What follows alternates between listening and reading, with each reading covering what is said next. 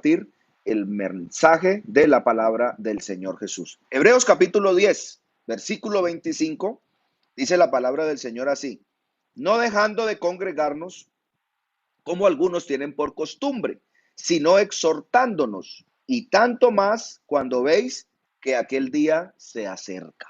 ¿Sí? Entonces, vamos con la ayuda del Señor a meditar en su palabra, y el tema que quiero compartirles hoy precisamente es basado en ese versículo 25, no dejando de congregarnos.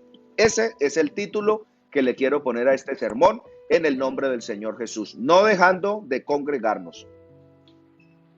Con frecuencia nos acostumbramos a pronunciar frases y se hacen muy notables y muy notorias en medio de nosotros y se vuelven muy comunes, ¿sí? Frases como ir al culto, ir a la iglesia, ir al templo.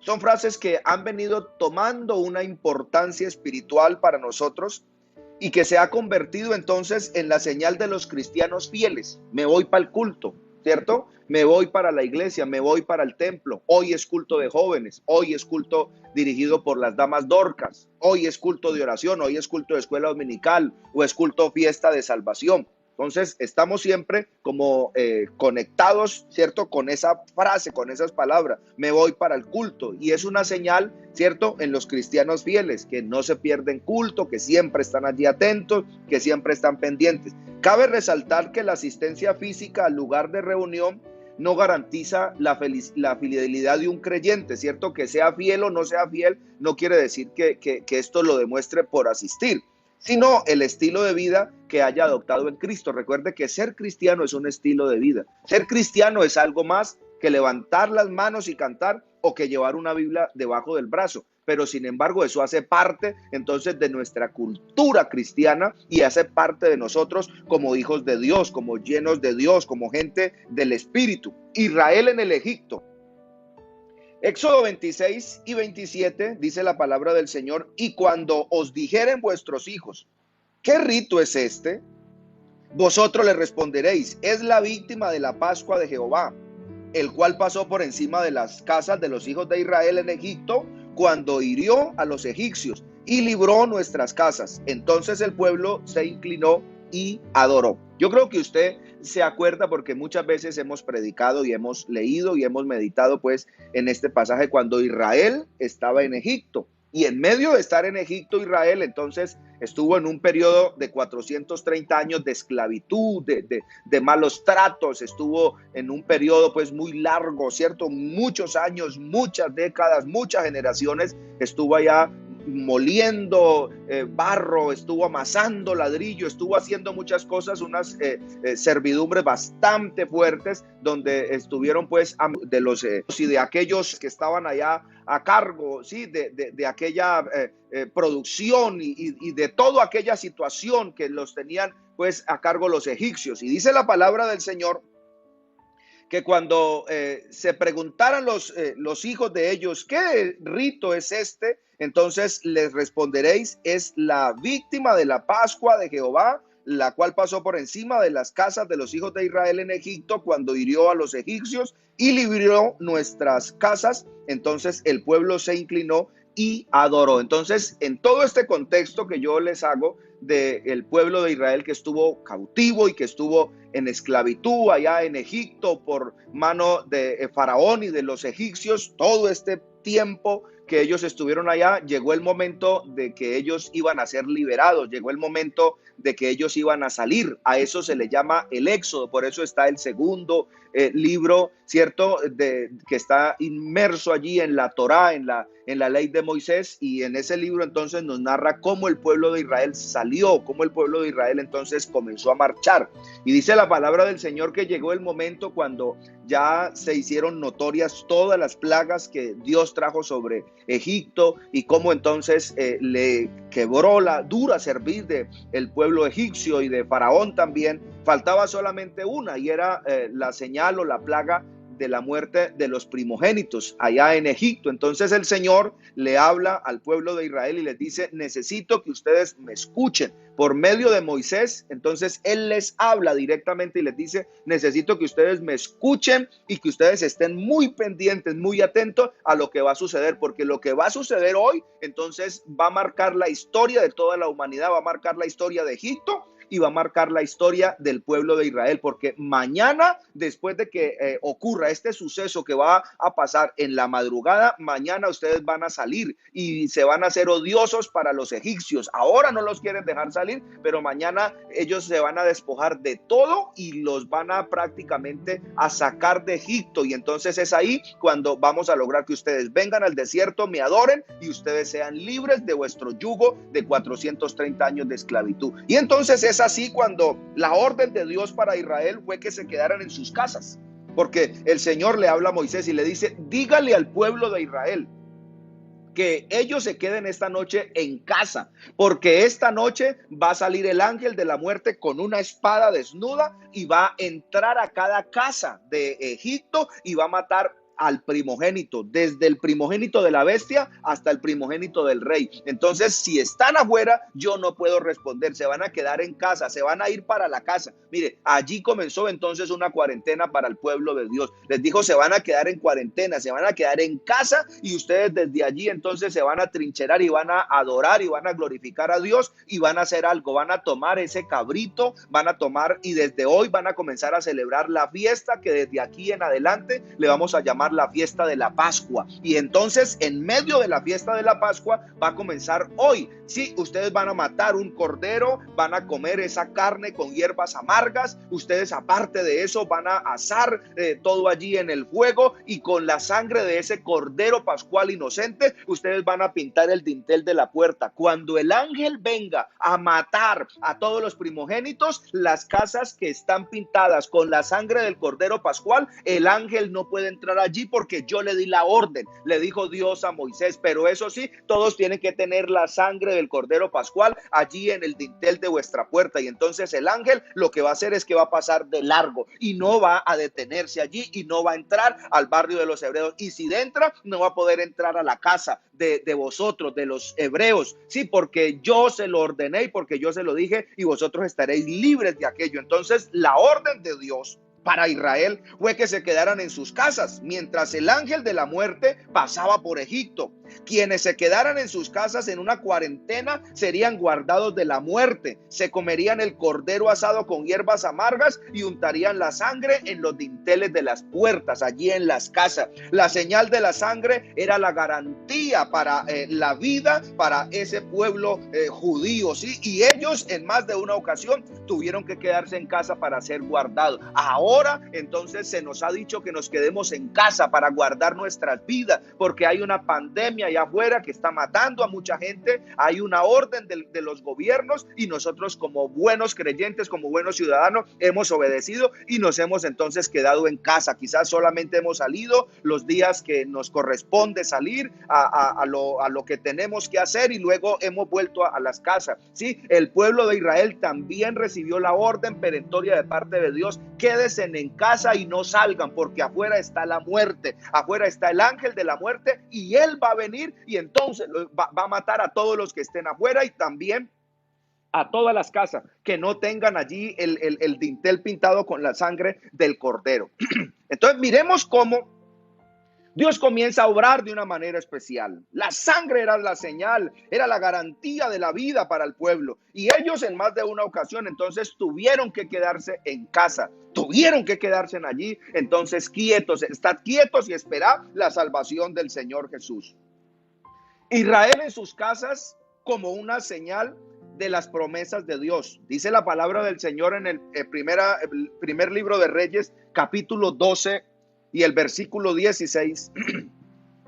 El rey Roboán se hizo cruel con impuestos sobre el pueblo. Recuerde que el rey Roboán entonces era el hijo de Salomón, que cuando Salomón murió, entonces el hijo de él, llamado Roboán, él fue el que asumió el cargo de ser rey sobre Israel, y entonces él estuvo allí pendiente, pero nada de lo que hizo Salomón, él lo aprendió. De la forma como Salomón trató al pueblo, con el cariño, con el respeto, no lo hizo. Y mire lo que sucedió. Dice, el rey Roboam se hizo cruel con impuestos sobre el pueblo de Israel, y eso llevó a Israel a meterse de manera simbólica en sus casas, en sus tiendas. Entonces, entre más cruel se hacía el rey, ellos llegaron y lo que hicieron fue que se metieron a sus casas, se metieron a sus tiendas y procuraban no salir, porque la crueldad entonces con que este rey estaba tratando al pueblo era fuerte. Dice que en vez de Roboam, entonces ellos se reunieron, sí, eran 12 tribus, se reunieron 10 tribus, y esas 10 tribus entonces nombraron a un joven llamado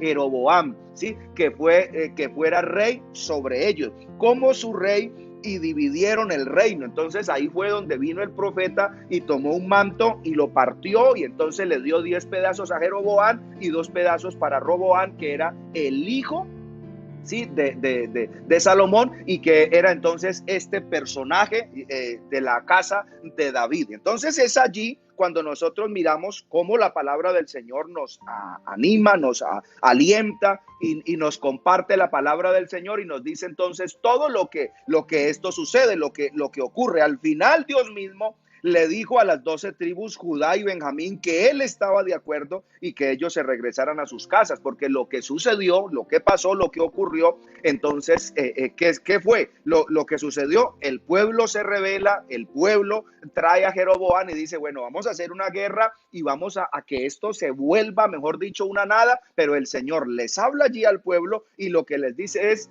tranquilos, estén en sus casas, ¿sí? Estén tranquilos, estén en sus casas, y lo que ustedes van a hacer, lo que ustedes van a realizar, entonces es que se van a ir para allá, se van a quedar tranquilos, porque yo estoy de acuerdo con eso. Eso ya estaba, mejor dicho, planillado, que el reino se iba a dividir, ¿sí? 10 pedazos que le había dado el profeta iban a ser llegados, ¿cierto?, a Jeroboam. Este iba a ser el rey sobre 10 tribus, y por amor a David, entonces se iba a conservar 2 tribus que iban a permanecer entonces en el reino de Israel. Entonces allí es donde se instala el reino de Judá y el reino de Israel. Desde allí dice la palabra del Señor que hasta el día de hoy, entonces eso persiste. Entonces mire todo lo que sucedió, y el Señor volvió nuevamente y les dijo, vaya y se quedan en sus casas, porque esto, yo estoy de acuerdo con esto, y esto va a suceder así. Mis hermanos, la iglesia empezó en casas. Dios es sabio y nadie lo coge entonces cansado, ni nadie lo coge a que él improvise. Nosotros muchas veces improvisamos. Hay personas que improvisan una reunión, otros improvisan, otros líderes improvisan de pronto un culto, otros improvisan una situación o la otra, ¿cierto? A veces cuando nos reclaman algo no sabemos qué decir, improvisamos de alguna manera, pero Dios no improvisa. A Dios no lo cogen desprevenido, ni lo agarran cansado, ni lo toman por sorpresa. Él todo lo tiene organizado desde la eternidad, pues nada le ha tomado al azar, por ser un Dios de orden. La iglesia estaba en sus casas, ¿sí? Y estos eran los planes desde antes de la fundación del mundo. Cuando llegó el día de Pentecostés, estaban todos unánimes y juntos, dice la palabra del Señor. Y de repente vino del cielo un estruendo como un viento recio que soplaba, el cual llenó toda la casa donde estaban sentados.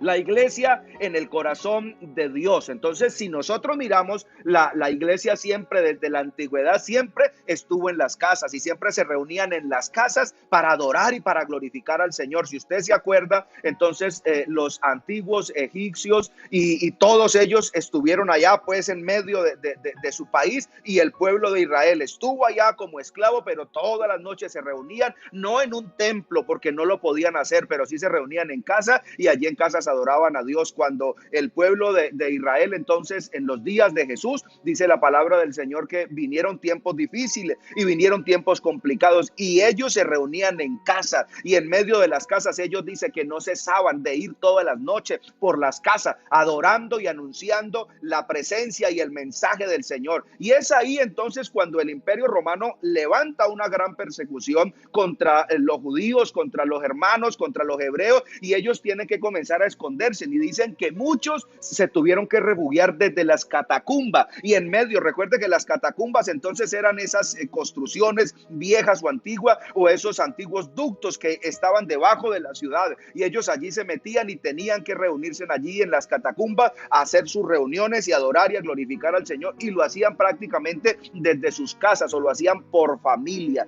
El día del Pentecostés estaban reunidos en una casa, y en medio de esa casa entonces el Señor sopló de una manera poderosa y todos fueron llenos del Espíritu Santo y comenzaron a hablar en lengua según el Espíritu les daba que hablase. La iglesia siempre ha estado en el corazón de Dios. Deuteronomios 32:21 dice la palabra: ellos me movieron a celos con lo que no es Dios, me provocaron a ira con sus ídolos.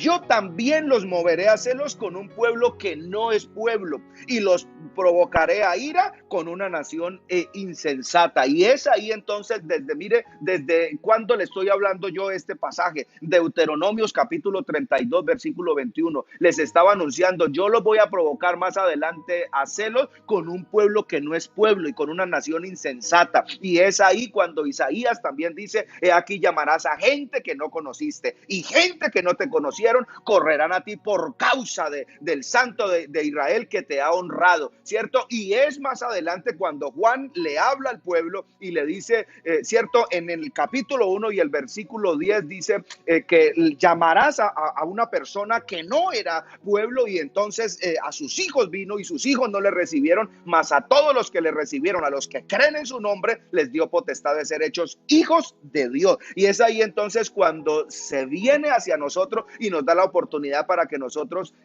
ya aparezcamos como pueblo de Dios. Por su idolatría, Israel se alejó de Dios, adorando a otros dioses. Esa es la causa histórica por la cual Dios les advirtió que les iba a provocar a celo, que les iba a provocar a ira con un pueblo que no era pueblo. Y eso se les repitió años después, cuando entonces el profeta Isaías les comparte esa frase, ¿sí? He aquí llamarás a gente que no conociste, y gente que no te conocieron correrán a ti por causa de Jehová tu Dios, el Santo de Israel que te ha honrado. Y dice la palabra del Señor en Isaías capítulo 9 y el versículo 1: mas no habrá siempre oscuridad para la que está ahora en angustia, tal como la aflicción que le vino en el tiempo que livianamente tocaron la primera vez a la tierra de Zabulón y tierra de Nectalí, camino del mar, pues al fin llegaría de gloria el camino del mar de aquel lado del Jordán, en Galilea de los gentiles. Y el pueblo que se encontraba en tinieblas vio gran luz, y los moradores en región de sombra de muerte, luz resplandecería sobre ellos. Santiago también cita la escritura confirmando que Dios entonces haría el cumplimiento, que Dios cumpliría su palabra. Simón ha contado cómo Dios visitó por primera vez a los gentiles para tomar de ellos pueblo para gloria y para honra de su nombre. Y con esto concuerdan las palabras de los profetas, como está escrito: después de esto volveré y reedificaré el tabernáculo de David que estaba caído, y repararé sus ruinas, y volveré a levantarlo, para que el resto de los hombres busquen al Señor, y todos los gentiles sobre los cuales es invocado mi nombre, dice el Señor, que hace conocer todo esto desde tiempos antiguos. Entonces mire el propósito de Dios para con su pueblo, el propósito de Dios para con la humanidad, el propósito de Dios para con el hombre, porque Dios ha venido tratando con el hombre directamente, la iglesia y las casas. Sí, dice la palabra del Señor en Hechos capítulo 2 y el versículo 46, la iglesia empezó a reunirse en el templo judío y en las casas, pero con el correr del tiempo los expulsaron del templo, por lo cual la iglesia continuó reuniéndose desde sus casas. Entonces, desde cada casa la iglesia funcionaba, y cada hermano allí con su esposa, con sus hijos, con sus familiares más cercanos, entonces se reunían allí, y cada casa era un altar para el Señor, era una iglesia. Lo que está sucediendo hoy en el mundo, no nos podemos reunir en nuestro templo a causa de la pandemia y a causa de todo este virus que ha estado regado por todo el mundo, pero año el Señor nos ha permitido reunirnos en nuestras casas y hacer allí un altar familiar con nuestra familia, pero también tener la oportunidad de conectarnos por medio de las redes sociales. Pero antes el pueblo de Israel no tenía las redes sociales, no se pudo conectar como nos estamos nosotros conectando, que hoy entonces podemos hacer un servicio, un culto, una transmisión, y podemos invitar al misionero de otro país, y desde allá entonces él nos comparte y nos sentimos cercanos, porque el mundo se ha convertido en una aldea global. Pero con el correr del tiempo a los judíos los expulsaron del templo, por lo que la iglesia entonces continuó reuniéndose en casas, es decir, donde había una familia, allí se reunían otras y conformaban entonces una congregación. ¿Para qué? Para honrar y para glorificar al Señor. Así la iglesia primitiva hasta el siglo III celebró culto a Dios, puesto que era un movimiento no oficial en el imperio y no podían construir templos. Si usted hace memoria, entonces Nerón y todos los emperadores romanos levantaron una persecución inclemente contra los judíos, contra el pueblo del Señor, contra los hebreos, y les declararon la guerra, y es allí cuando los comienzan a perseguir y los comienzan a matar. Muchos son llevados al Coliseo romano, otros son puestos en la cárcel, ¿sí? Y lo que les habían prohibido era que adoraran al Señor, porque si un judío, otro judío o un romano se lo encontraba en la calle, entonces el saludo para los romanos era Ave César, ¿cierto? Pero ellos no le daban el ave a César. Ellos decían: para nosotros el único Dios es el Señor, el Rey de Reyes y el Señor de los señores. Y por eso rápidamente entonces los llevaban a prisión y muchos morían. Entonces no tenían la oportunidad de levantar templos, de hacer capillas, ¿cierto? De reunirse como un grupo, sino que lo tenían que hacer clandestinamente. Ellos tenían hasta sus propios códigos, ellos tenían hasta sus propios frases para identificar quién era cristiano y quién no lo era, para poder así compartir el mensaje y mantener viva la fe que había en el corazón de ellos. Y es ahí entonces cuando nosotros miramos a través del tiempo, y nosotros nos vamos a dar cuenta que no importaba dónde estuviera el pueblo de Dios, allá el pueblo de Dios siempre entonces tuvo presente y tuvo viva la fe del Señor. Si usted se acuerda, mi hermano, cuando el pueblo judío fue deportado a Babilonia y estuvieron allá por muchos años, ¿cierto? Lo que llamamos nosotros la cautividad de Babilonia. Usted se acuerda que ellos estuvieron allá cautivos y secuestrado, y en medio de su cautiverio, de su secuestro, en medio de ese aislamiento que fueron obligados, ¿cierto?, a practicar, dice que llegó un momento cuando ellos quisieron colgar sus arpas de los árboles y ellos no querían cantar, pero sin embargo ellos cantaron en tierra de extraños, y ellos en tierra de extraños levantaron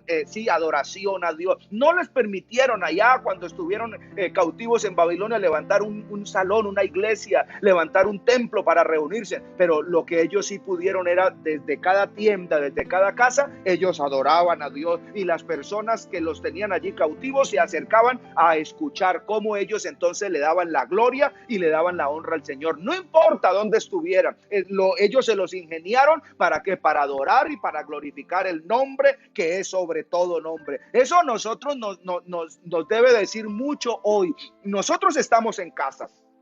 Hoy estamos en aislamiento, ¿cierto? Algunos dicen voluntario, otros le llaman a aislamiento obligatorio, pero lo que tenemos nosotros que decir es que gracias a Dios que en cada casa hemos podido levantar un altar para el Señor, hemos podido entonces levantar una iglesia para adorar y para glorificar el nombre del Señor Jesucristo. ¿Qué nos toca hacer hoy? Nos toca aprovechar bien el tiempo. Efesios capítulo 5 y el versículo 6 dice, aprovechando bien el tiempo porque los días son malos. Esta recomendación del apóstol estaba todavía vigente, pues en todos los tiempos, cuando las circunstancias lo han exigido, la iglesia siempre ha celebrado culto en sus hogares para el Rey de Reyes y para el Señor de los señores, ¿cierto? Porque no podemos callar, no importa dónde estemos. Si usted mañana tuviera que viajar a China, si tuvieras que viajar a Alemania, si tuvieras que viajar al país donde fuera más remoto y quizás no hubiera un misionero donde alabar y donde glorificar a Dios, desde ese lugar tú deberías levantar un altar y adorar el nombre que es sobre todo nombre. Hoy los cristianos quizás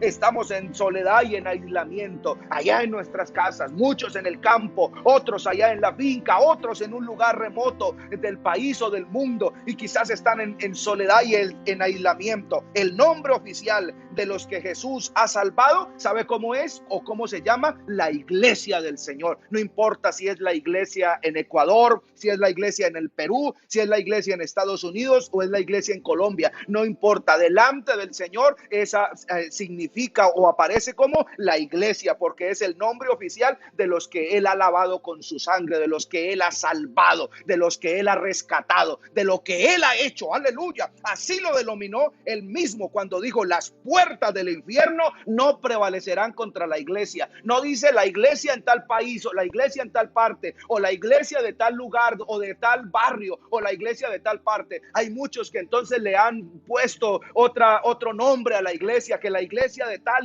no, somos una iglesia y delante del Señor aparecemos como una iglesia, ¿cierto? A los salvados, a los lavados con la sangre del Señor. Así lo denominó entonces Él cuando dijo: las puertas del infierno no prevalecerán ¿contra quién? Contra la iglesia. Aleluya. Usted es iglesia y yo soy iglesia. Esa palabrita significa asamblea de llamados y por lo tanto es la reunión de los salvos. Y esa reunión obviamente tiene como característica fundamental la coinonía del Espíritu Santo. La iglesia no es un edificio, sino una comunidad llamada por Dios y reunida en su nombre. Esto indica entonces que la fe cristiana, la fe auténtica, no se pone en evidencia en un edificio, sino con una presencia, y es la presencia de aquel que dijo: donde dos o tres estén reunidos en mi nombre, allí estaré en medio de ellos. Hay hermanos que están pensando: aleluya, no, se acabó la iglesia, ya no tengo dónde congregarme, yo no sé si volvamos a nuestro templo, yo no sé qué va a pasar. Mi hermano, estás muy equivocado. La iglesia del Señor no se acaba. Así no nos dejaran volver a reunir nunca más allá en nuestros templos, la iglesia del Señor sigue funcionando, porque esta es una iglesia viva y las puertas del infierno no prevalecerán contra esta iglesia que es la iglesia del Señor. Usted hace parte de la iglesia y no importa si no nos podemos reunir desde su casa y desde la mía, estamos levantando nuestra voz, estamos levantando mano santa, que es nuestro culto racional, y estamos adorando al Señor, porque donde dos o tres se reúnen para alabar y glorificar al Señor, Él está allí. Si usted mira la transmisión que estamos realizando ahora mismo de la iglesia del Bajo Aguacatal, hay muchos conectados o hay pocos, pero lo más importante es que donde hay dos o tres con un mismo espíritu, Él está, y Él está aquí en esta mañana. Yo lo puedo sentir en el poder de su Espíritu Santo, y usted también lo puede sentir allá a través, aleluya, de esta transmisión que estamos realizando, porque la iglesia no es el edificio, la iglesia no es la construcción bonita que logramos hacer. La iglesia somos usted y yo, somos los lavados con la sangre del Señor, aquellos sobre los cuales nos invocaron el nombre del Señor y pudimos tener esa experiencia de hablar en otras lenguas, aleluya, bajo esa manifestación del Espíritu Santo. Donde dos o tres se reúnen, el Señor está allí en medio de nosotros, y en esta mañana Él está en el poder de su Espíritu Santo, no dejando de congregarse como algunos tienen por costumbre, de modo que la iglesia somos nosotros,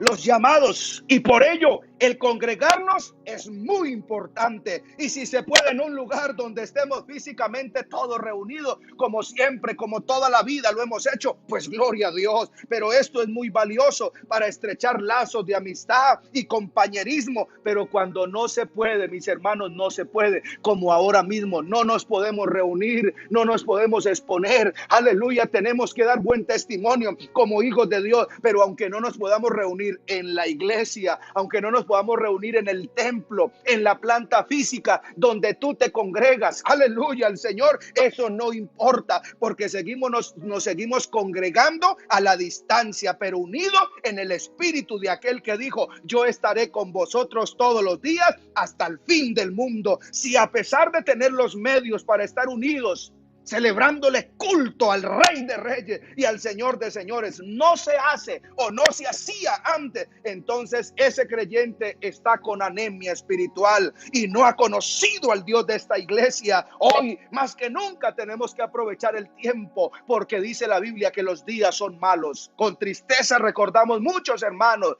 no solamente de la iglesia donde nos congregábamos, sino de muchas iglesias en Colombia y en el mundo entero, creyentes que siempre tenían una excusa para no buscar a Dios. Creyentes que siempre tenían una excusa para no congregarse. Tengo visita, me levanté tarde, he estado muy cansado, estoy enfermo, me voy de viaje, tengo un paseo. Y aunque habían festivos y otros días, siempre utilizábamos, era el día domingo. El día domingo me voy a jugar fútbol, tengo un partido, tengo un torneo, tengo que hacer esto, tengo que hacer lo otro, tengo que ir a visitar mi finca. Y es ahí entonces cuando recordamos esa preciosa parábola, cierto, de aquel hombre que hizo una gran fiesta y mandó a llamar a una cantidad de personas. Y el uno dijo: me acabo de casar y me tengo que ir de luna de miel y no puedo asistir, dígale al Señor que me perdone. Otro entonces dijo: acabo de comprar una yunta de bueyes y tengo que ir a ensayarlos, le he instalado unos trillos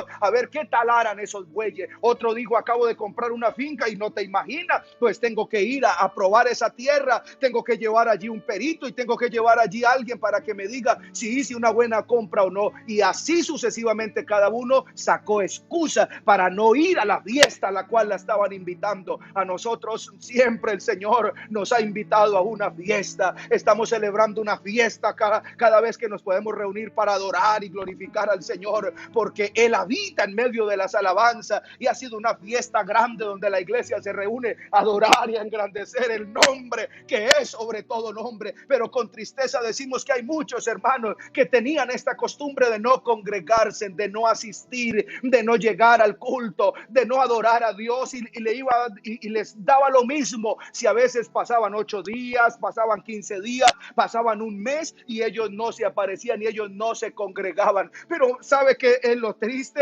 Ahora ya no podemos salir, ahora ya no podemos ir a los templos, a lo menos provisionalmente no lo podemos hacer. Y entonces el Señor nos ha dado la oportunidad para conectarnos desde las casas, hacer adoración y glorificar al Señor, y nos ha dado los medios y la oportunidad entonces para hacer una transmisión y poder llegar hasta sus casas. Pero vemos con tristeza entonces como cada día se ha mermado aquellos asistentes también allí a las transmisiones virtuales, a los cultos virtuales que estamos realizando.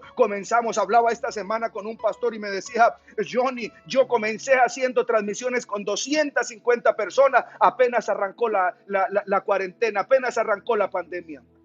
Y le dije: ¿y el pasado domingo con cuántos hiciste la transmisión? Me dijo: con 115 o 120 personas. O sea que ha bajado más del 50%. Usted puede mirar ahora mismo allí en la transmisión que estamos haciendo, y a un ladito le va a decir, allí en la pantalla al lado izquierdo, allá arribita, le va a decir cuántas personas hay conectadas. Y cada día son menos las personas que se conectan. Pero yo quiero decirle a esos creyentes, en el nombre del Señor, que usted se levante y deje esa pereza espiritual y entonces se incorpore, aleluya, y cada vez que haya una transmisión usted esté pendiente allí para adorar y glorificar a Dios. Reconocemos que hay personas que tienen que salir a trabajar y no lo pueden hacer, pero también usted tiene que reconocer que somos muchos los que estamos en casa casi de manera obligada, y allí en casa ni siquiera eso hacemos. Comenzamos a mirar y a navegar allí por internet. Allí están haciendo culto, allí están haciendo culto, allí están haciendo un en vivo. Recuerde que usted y yo pertenecemos al Señor, pero estamos entonces ubicados geográficamente dentro de un barrio, dentro de una comuna de la ciudad, y en ese barrio hay una iglesia, han instalado un pastor y allí estamos adorando y estamos glorificando el nombre del Señor. Es tiempo de que usted se levante, mi hermano, y comience a apoyar la iglesia, comience a apoyar a su familia y comience a sacar tiempo para Dios y a decirle: Señor, es verdad, no me he estado congregando, pastor, pero ¿dónde me voy a congregar? Allí en la casa nos tenemos que estar congregando, aleluya. Si has seguido el hilo de este mensaje, entonces en medio de este mensaje Dios nos ha venido hablando y nos ha venido diciendo que tenemos que congregarnos, y que no importa si podemos o no ir a la iglesia, si podemos o no ir a la planta física, al templo donde siempre nos reunimos. Ahora nos estamos congregando desde las casas y es el tiempo de adorar, y es el tiempo de glorificar, y es el tiempo de bendecir el nombre del Señor Jesucristo. Estos tiempos entonces son tiempos difíciles. ¿Cuál es el propósito de habernos metido en las casas nuevamente? Pues mi hermano, yo no sabría de darte esa respuesta. ¿Será que estamos regresando al principio? Si tú escuchaste este sermón desde el inicio, te diste cuenta que desde siempre el Señor vino tratando con el pueblo pero lo hizo a través de las casas, desde las casas lo hizo, desde las familias. ¿Será que estamos regresando al tiempo del inicio, al principio? Aleluya. Así como empezó la iglesia, ¿terminará? ¿Será esa cierto? Muchos hermanos me han preguntado, pastor, ¿cuál será el motivo de Dios habernos metido a las casas? Porque esto no es obra del hombre. Esto permitió usted que todo esto pasara. ¿Y qué sería la respuesta? ¿O será que la iglesia va a terminar como inició al principio? No tengo esa respuesta a esa pregunta, mi amado hermano, mi amada hermana. Pero sí quiero decirles, es tiempo de arreglar cuentas con Dios. Es tiempo de arreglar cuentas con el prójimo. Y ese prójimo entonces puede ser tu papá. Recuerda lo que el Señor les respondió cuando le hicieron la pregunta: ¿y quién es mi prójimo? Yo quiero decirte que ese prójimo es tu papá. Ese prójimo es tu mamá, ese prójimo es tu hijo, ese prójimo es tu abuela, tu tío, tu pariente. Ese prójimo es la persona más cercana a ti. Es tiempo de arreglar cuentas con Dios, cuentas con tu prójimo, cuentas con las personas. ¿Ustedes saben dónde se concentran los grandes problemas? Yo se los voy a decir. Esos grandes problemas se concentran en las familias.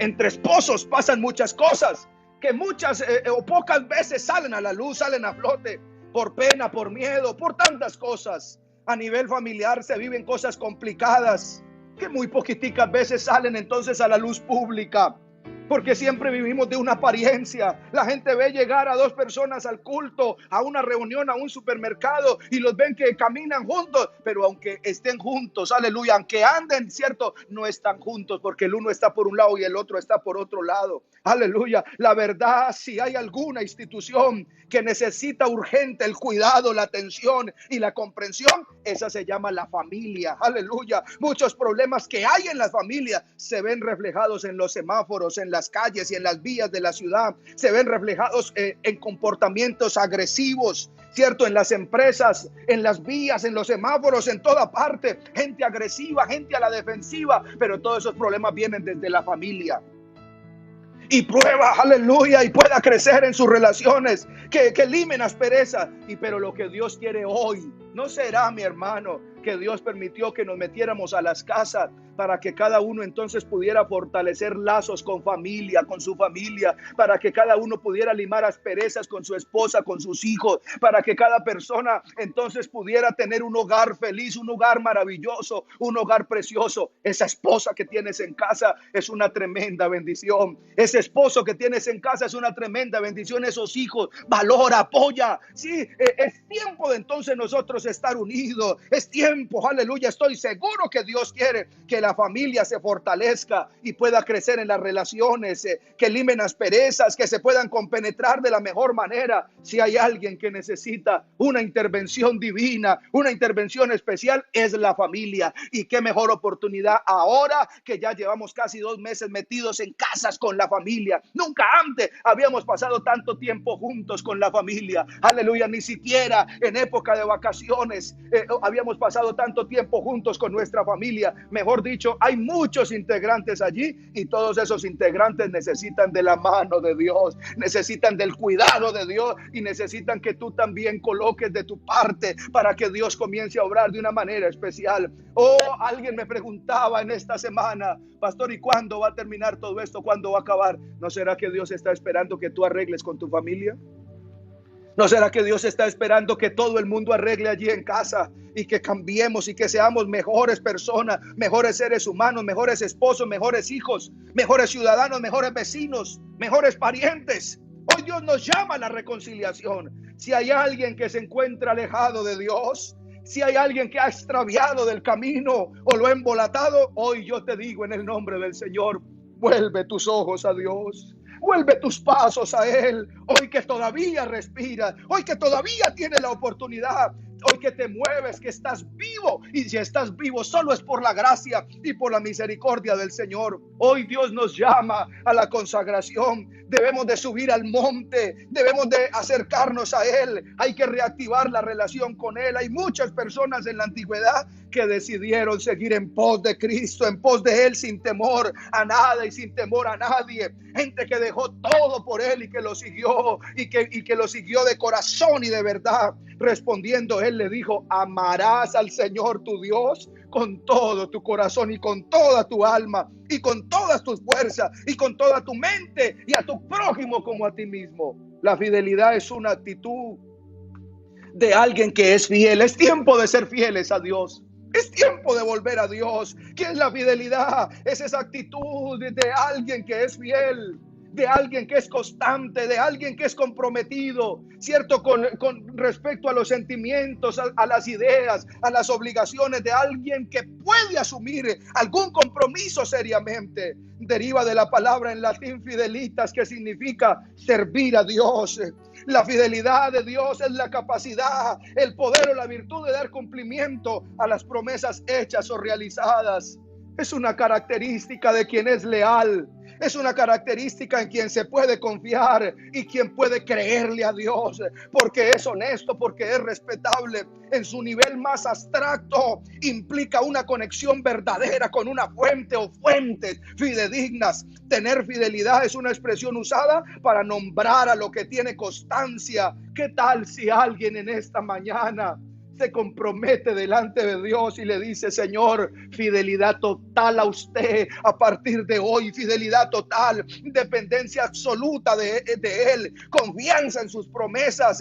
El que prometió, Él cumplirá, porque Él es bueno y porque para siempre es su misericordia. Qué bueno que hoy pudieras decidir ser fiel a Dios y que alguien dijera: voy a ser fiel a Dios, fiel a mi esposa, fiel a mis hijos, aleluya, fiel a mi familia, fiel a mi trabajo, a mi empresa, fiel a mi iglesia, fiel al llamado, fiel a Dios sobre todas las cosas, aleluya. Y por último, quiero decirte que reactivemos nuestra fe y le digamos al Señor: Señor, yo creo en tus promesas, yo creo en ti, Señor, a pesar de todo, a pesar de las dudas, a pesar de todo, aleluya. La fe es la creencia, es la confianza, es el asentamiento de una persona en relación con algo o con alguien. Como tal, se manifiesta por encima de la necesidad de poseer evidencias que demuestran la verdad, aleluya, de aquello en lo que se cree, en lo que se confía, en lo que hemos arraigado nuestra confianza. La palabra proviene del latín fides, que significa lealtad,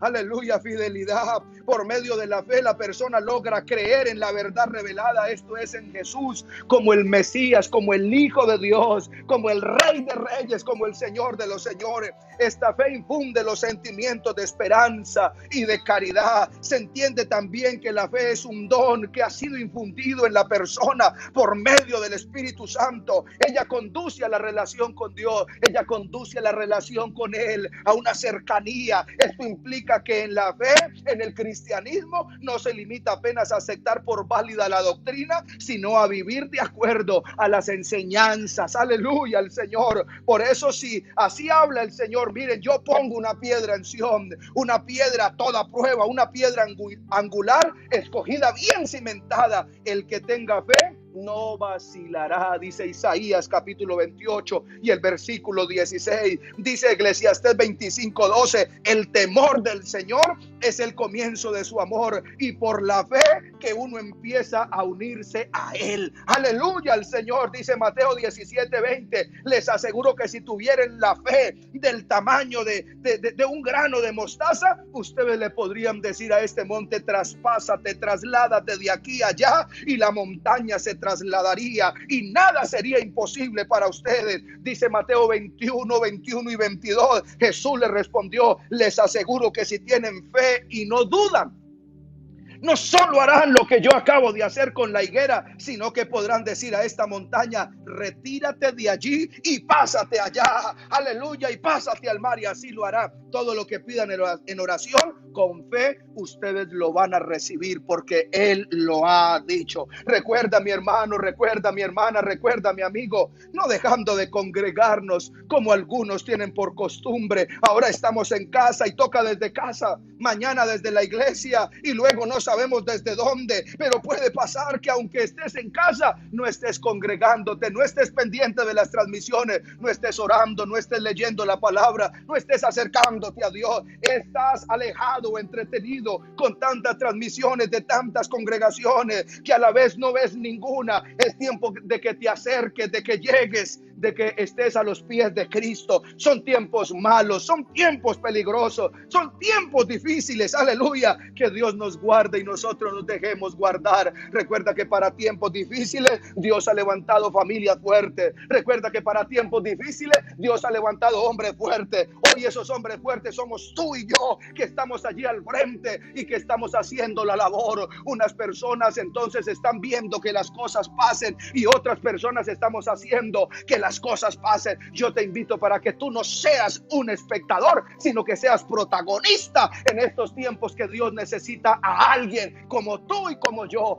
Hoy estamos aquí, le decimos: Señor, cuenta con nosotros, no dejando de congregarnos como algunos tienen por costumbre. Paz de Cristo para todos.